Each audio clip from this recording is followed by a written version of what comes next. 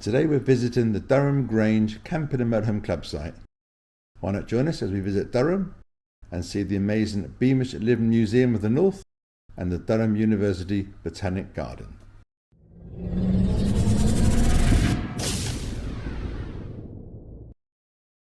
The Durham Grange campsite is located very close to the A1M. It's about 140 metres from the nearest point. At the roundabout, take the first exit to the A690. This makes it an excellent stopover for those travelling north or south who want a convenient break from their journey. If you're travelling on the A1M, you should leave at junction 62. Now the campsite information leaflet states that there's a public footpath starting near the site which leads through fields and woodlands down towards the River Rere and continues on to Durham city centre. Now the walk's approximately 3 miles in total, however it does pass through rural terrain and can be muddy and uneven in places, so it's not really suitable for those with mobility difficulties or with a pushchair. Now there is another possibility some people might consider, which is walking to the nearest park and ride, but trust me, that is very dangerous and is certainly not recommended.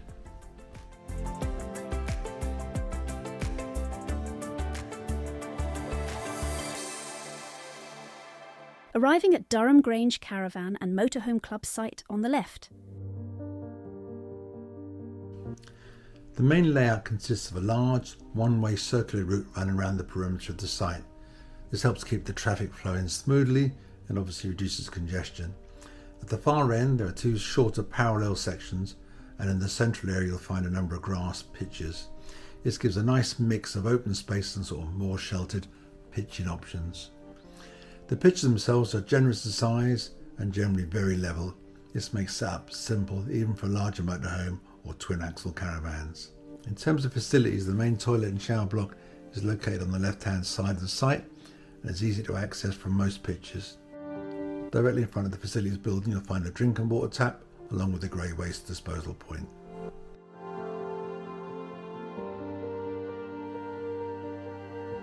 All the pitches include electric hookup, and it's a good choice between grass and hard standard surfaces. You can also choose between a standard hookup only pitch or a fully serviced pitch. All depends on how self-sufficient you want to be during your stay. As with most sites operated by the Caravan and Motorhome Club, the site's kept to a very high standard of cleanliness and maintenance with well-kept grass areas, clearly marked pitches and a calm, orderly atmosphere.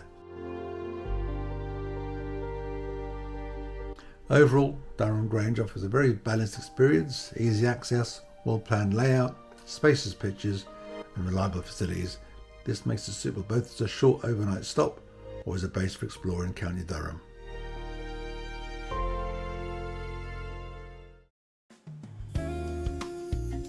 So here we are at Durham Grange, the Camping and Motorhome Club site.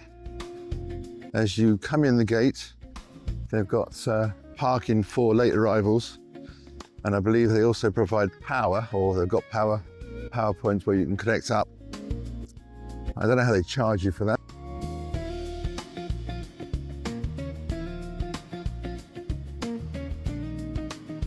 They appear to be closed off at the moment, but anyhow, they've got recycling there down by the gate.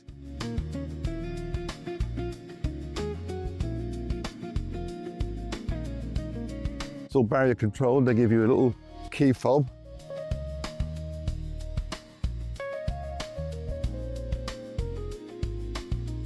And the reception is just here. Probably won't go in because I noticed that they don't tend to like people recording. Rob and Jenny. I just like to ask first because some people don't like it, you know. Yeah, absolutely, yeah. So this is the reception at Durham Grange. And do you have a shop here? You don't. There's no shop here. Okay, thank you. Lovely people here, as you can see. A good look around. Very smart, very tidy here, very nice. Thank you.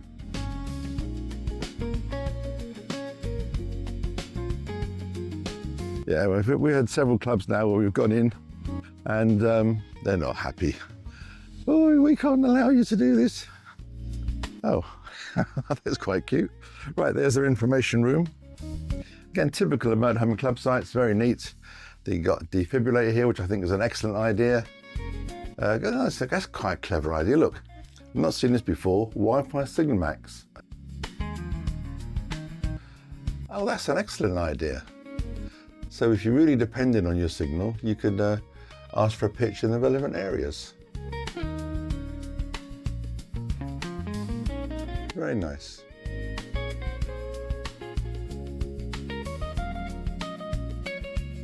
This one seemed to be slightly better presented than some of the other ones I've seen. The Tyne Tunnel Charge. Oh, good. Amazing things to do in Durham. I think it's excellent.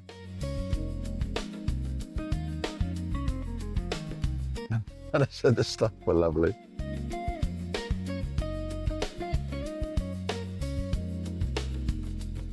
One thing we found slightly awkward is that, of course, to get from one side, we're just parked there. You can see very close, but you have to walk all the way around, especially if the pitches are busy, which is not the end of the world, but you thought they might have made a little path in between, but there you go.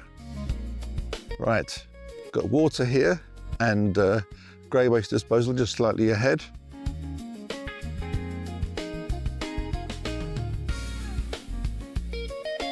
Again, it's immaculate here.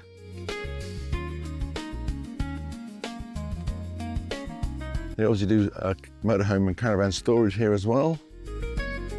Got drinking water here. Rabbits at work.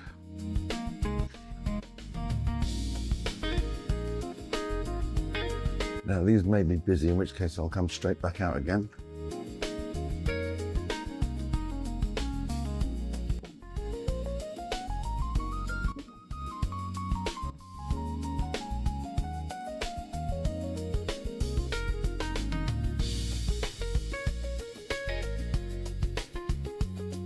Now these are the sort of showers I quite like. It's got a fixed head, but nevertheless you can adjust the water temperature.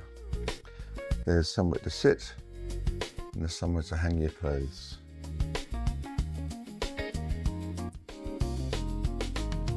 This one here, they've also got like a disabled shower. And that one has got a movable head.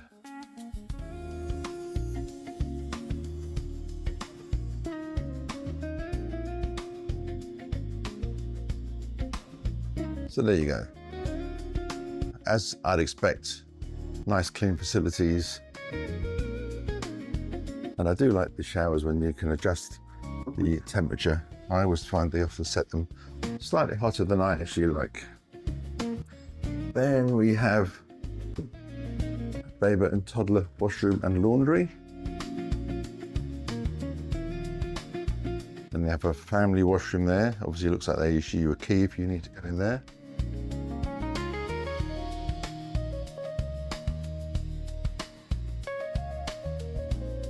And they've got one washing machine and one tumble dryer.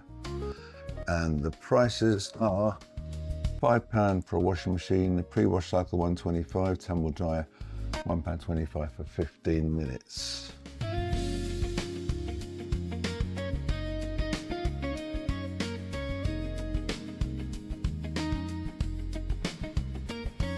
And then a dishwashing area. Food waste only as well, good, that's quite nice. I've got a few hooks in case you're gonna hang up your coat while you do your washing. Not a great deal of taps, but I don't know if there's another unit around here, another facilities block.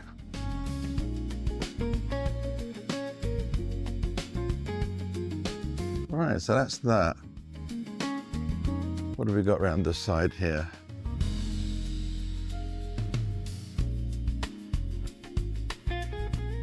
Okay, so let's walk the entire way around.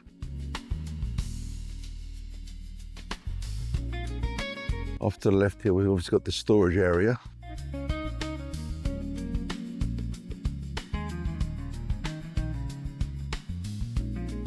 And the site's not enormous, as you can see. Good size pitches. All the standard markings you'd expect.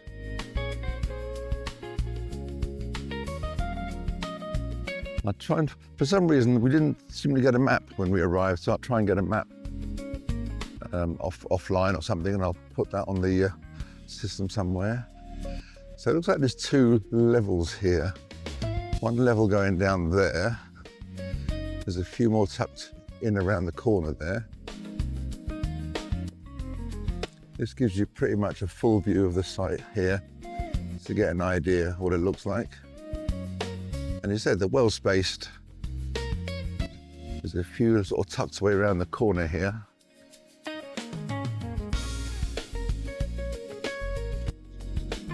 Finally, we had a couple of people put comments on our website today that they had driven behind us on the motorway, and they saw the decal on the back of our motorhome. So this is just a tiny little area with just a few. Let's see how far around that goes. That looks like that ends there, possibly. It might go around a bit further. Well, I can't see any more pictures that way.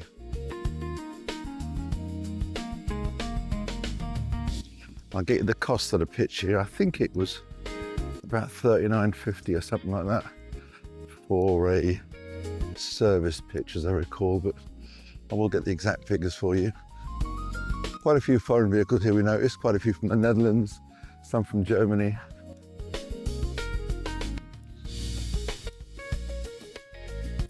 So from here, it's a, say, 6-minute drive into central Durham. Probably 30-minute drive into Newcastle.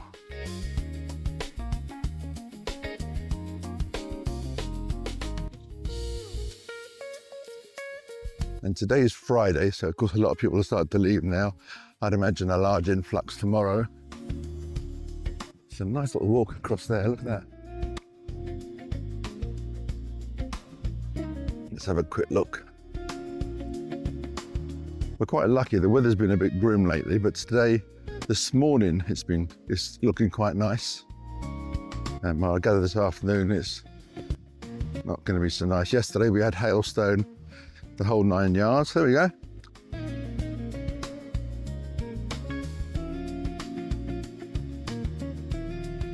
I know how far this goes. I'm not going to walk all the way around, as I don't have a dog.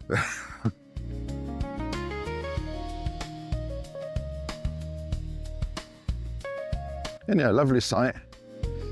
So if you are going up north, as I said, it's a short distance to Durham itself. I would say it's probably walkable to the city centre. But I said by car it's about 6 to 8 minutes, I believe. And we'll show you what Durham looks like a bit later on. These orange posts, these are the fully serviced pitches. And you've got your water, your grey waste, and you hook up on the other side. So they've got a kids' play area down the end there.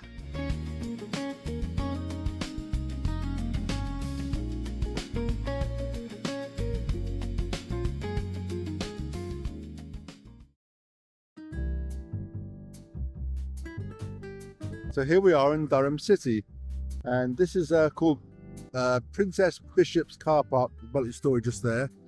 And as soon as you come out the gate, you can see the cathedral and the castle.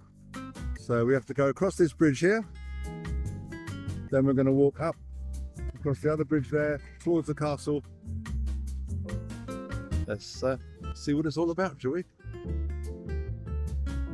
And Durham is often described as one of England's most beautiful small cities, and it's easy to see why.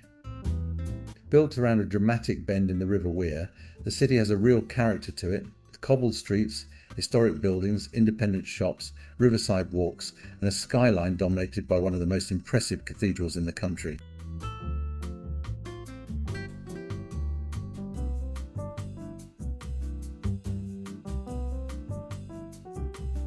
The city centre itself has a nice mix of familiar high street shops, alongside smaller independent businesses, cafes and pubs. And if you enjoy a good viewpoint, make sure you head up towards the cathedral area or walk along the river paths, because Durham really is one of those cities that looks spectacular from almost every angle.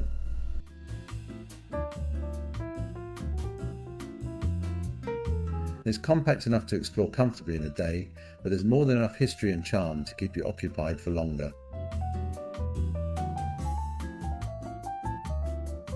And the standout attraction has to be Durham Cathedral. Built nearly 1,000 years ago, construction began in 1093 and is widely regarded as one of the finest examples of Norman architecture anywhere in Europe. Even if you're not particularly interested in churches or history, it's genuinely an impressive building both inside and out. The huge stone columns, vaulted ceilings and stunning stained glass make it well worth a visit. For fans of Harry Potter may also recognise parts of the cathedral cloisters, which were used as filming locations for Hogwarts. I believe this is part of the university library.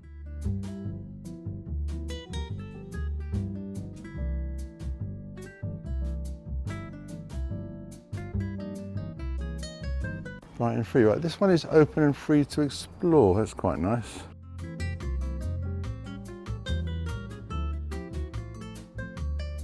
Fortunately, I've got the sun behind the cathedral, so it's hard to get a cracking shot, but we're just about getting into the shade now. There we go. Gives you a better view of the cathedral.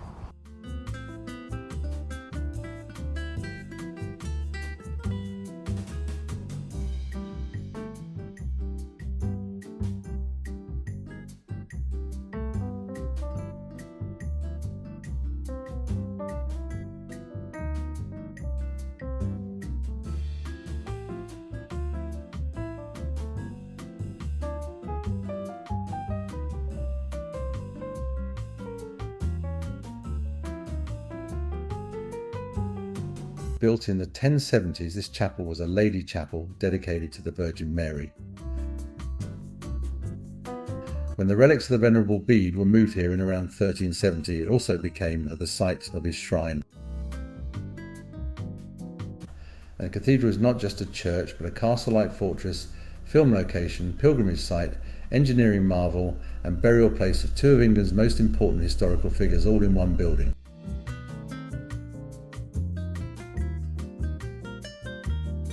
And the cathedral has a working organ with thousands of pipes.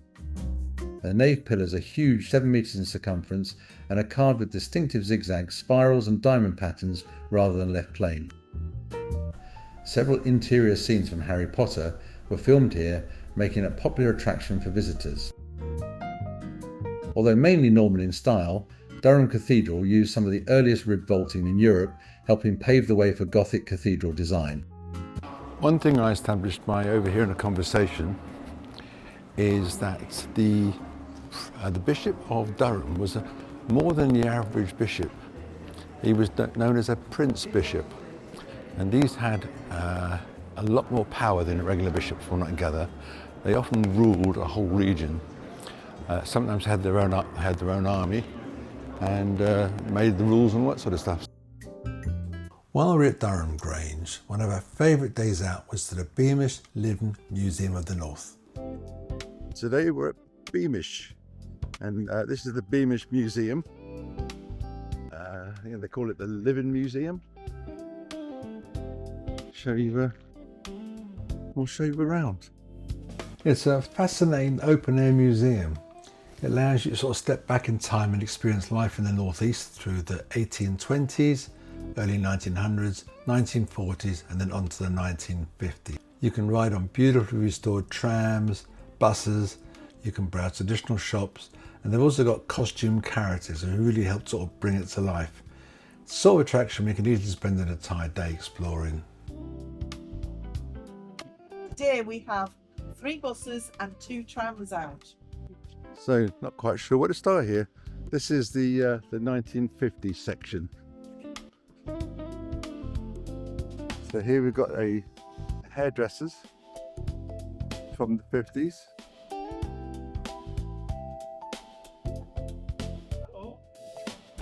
And this one here is just a typical house, I assume. Hello there.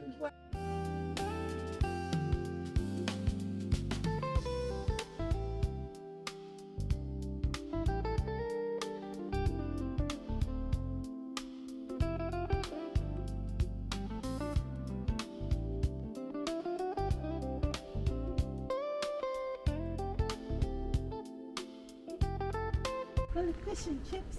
Yeah. Is it open? So the prices have gone up somewhat since those days. Don't quite remember anywhere like this again, but things were quite different. Oh, Meccano, and of course I've still got my Meccano from that era.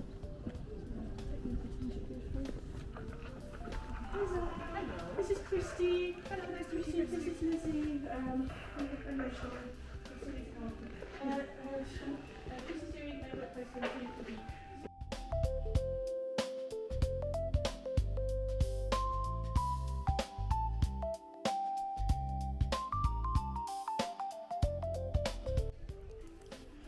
So you make your way upstairs. You've got the record shop.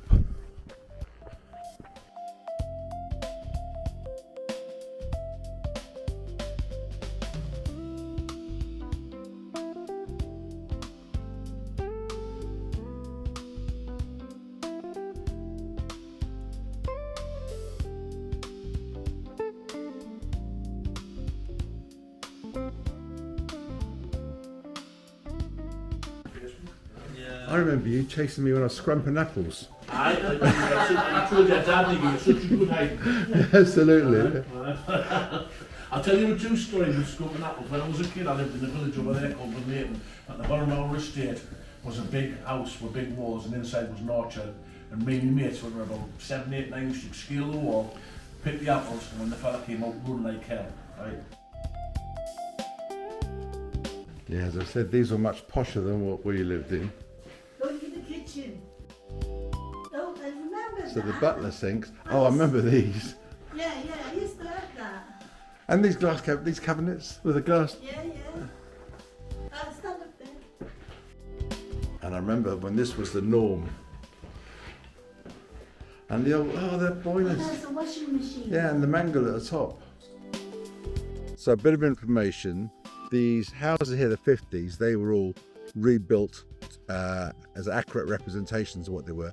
But all the other buildings here, apparently, in the 80s, the 1800s, 1900s, were all dismantled from where they were, brought here and reassembled stone by stone. But anyhow, they've done a cracking job here of the 50s. It brings back so many memories, quite unnerving, really. But there you go. And you saw, like you've seen, you enjoyed. There's a lot of things that I saw that we used to have back home in the Philippines. I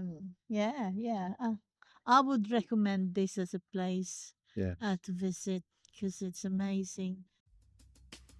Just a few yards away from the 50 section, you come up to this section here, and as I said, these buildings are the original buildings moved from wherever they were located and dismantled stone by stone and reassembled here. So I think this area is the 1900s.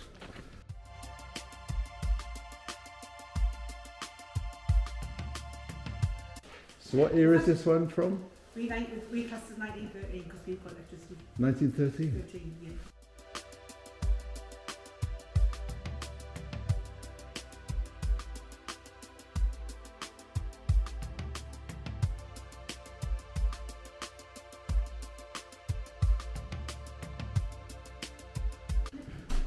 It's more like witchcraft in those days, wasn't it? Not quite.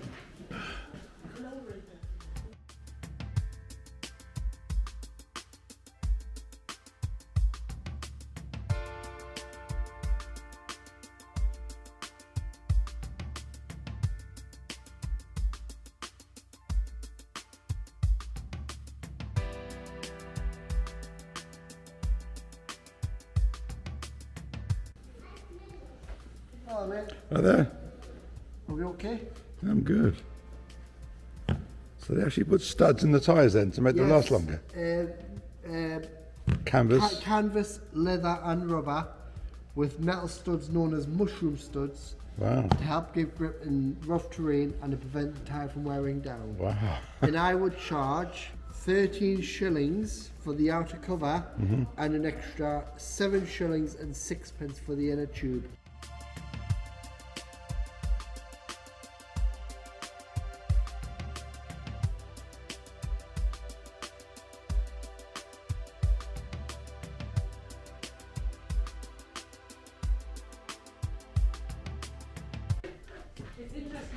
I mean, obviously Beamish has been open for a very long time, and a lot of the Catherine Cookson features in the sort of 80s and 90s were filmed.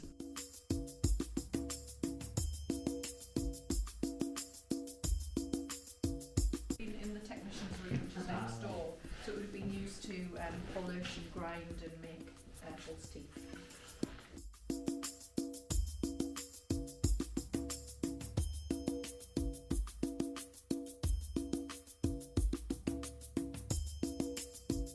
You can see here the markings on the stone, so they knew how to reassemble these places once they had moved them to the new site here.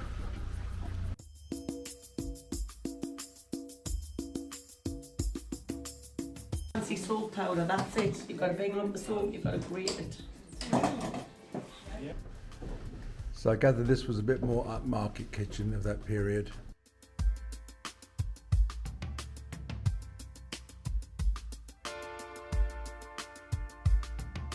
It's mine tour time, so we're going to have a little peek inside the mine, and that should be interesting. Yeah.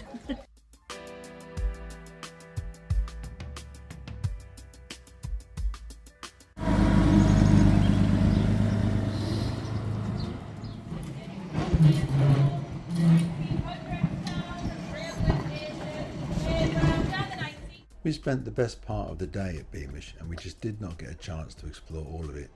However, you'll be pleased to know that the ticket gives you 1 year's membership, and you can return any time within those 12 months.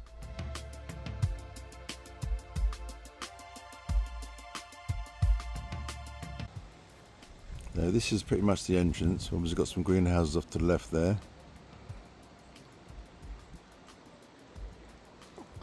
So as you can imagine, this was the first place Antonia wanted to go. You come across the strangest things.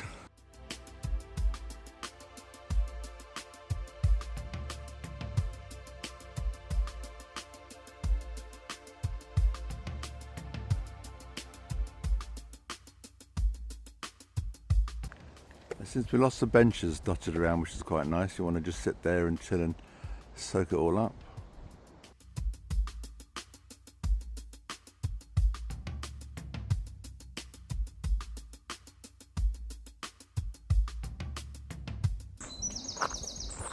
Lovely little sculptures there dotted around.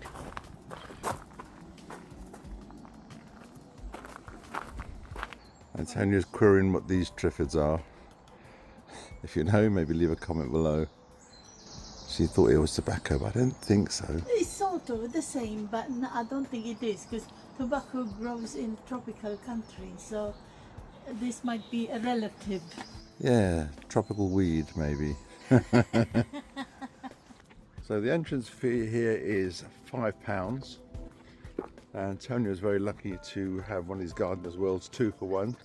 So we both go in for a fiver. You can't knock that in this day and age where most attractions are 30, 40 quid.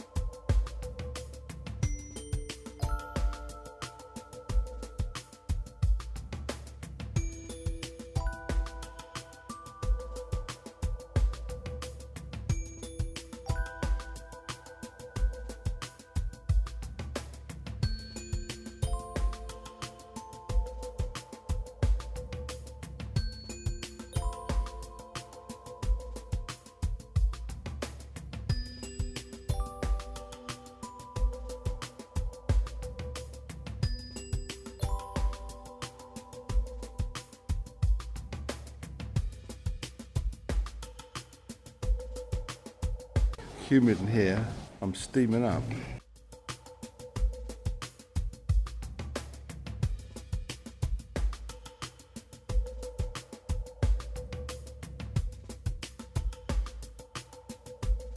It's actually dripping in here. I don't know if that's just the water feed or the condensation.